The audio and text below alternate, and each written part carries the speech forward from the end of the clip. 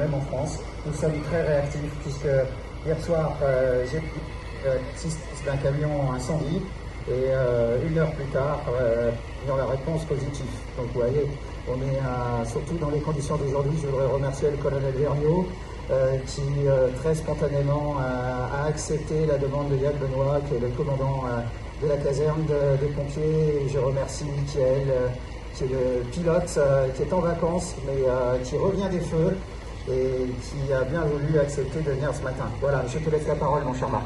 Alors, tout à l'heure, vous n'avez pas levé la tête vers le haut parce que vous voyez les robots qui sont en bas, mais n'oubliez pas que vous voyez les drones qui sont au-dessus. Donc, que ça soit pour accompagner les drones au sol, logistiques ou les drones de surveillance qui sont au sol, là aussi, on a un drone qui est au-dessus et qui assiste en fait les opérateurs, les pompiers dans l'identification de l'efficacité de ce qu'on fait. Là, comme c'est pour la démonstration, là, il y a une petite lance minimale en termes de... le tuyau est court, mais le drone est capable d'être alimenté par une virulence de 400 mètres, jusqu'à 400 mètres, qui est capable de tirer 2 tonnes. En traction pure, ça veut dire qu'il est capable aussi d'emmener avec lui 2 tonnes d'eau, une citerne Yellow derrière. Ensuite, on est capable de mettre une citerne autonome et il emmène sa propre citerne de 2 tonnes.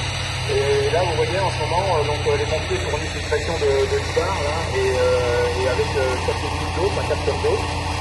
Et ces capacités d'intervention, en fait, sont très complémentaires. Ça ne remplace pas complètement les humains, mais ça permet d'aller en fait dans des zones où les températures ne sont pas compatibles, ou en tout cas trop risquées pour aller envoyer en fait un opérateur humain.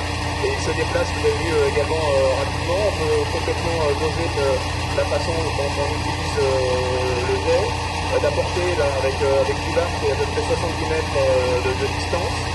Et vous pouvez aussi brumiser de façon à pouvoir faire des refroidissements de température, enfin toutes les fonctions que le pompier connaît bien. Et donc là, le drone, on l'a mis à voler au-dessus de 50 mètres parce qu'on ne voulait pas qu'il se fasse chuter par le jet en cas de problème. Bon, voilà. Donc c'est une petite efficacité de ce qu'on a été capable de mettre en service. Je pense que pour là maintenant, on va s'arrêter là, mais en fait, on va continuer à devoir de discussion, on va continuer à les opérer. Tant qu'on a de l'eau, je pense qu'on va l'utiliser.